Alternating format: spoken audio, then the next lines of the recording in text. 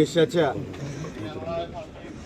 राजकीय सामाजिक क्षेत्रामध्ये प्रचंड मोठं नुकसान एकंदर भारत देशाचं झालं।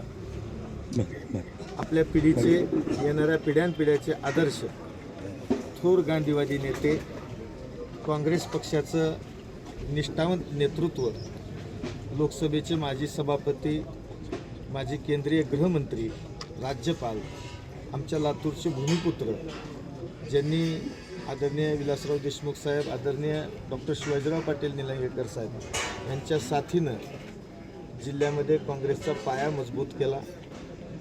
राज्यामध्ये आणि देशामध्ये काँग्रेसचा महात्मा गांधीजींचा विचार पसरवला। असे महान नेते, आमच्या लातूरचा स्वाभिमान वंदनीय डॉक्टर शिवराज पाटील चाकूरकर साहेब आज अनंतात विलीन झाले।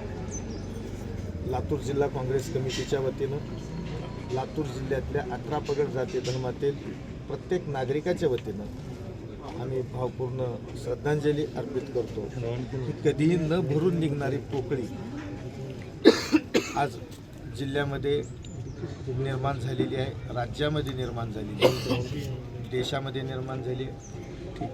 नवीन पिढीला त्यांच्या विचाराचा, त्यांच्या त्यागाचा, त्यांच्या कार्याचा आदर्श घेऊन पुढे जाण्याचा संकल्प या ठिकाणी आम्ही आज या दुःखद प्रसंगी करतो।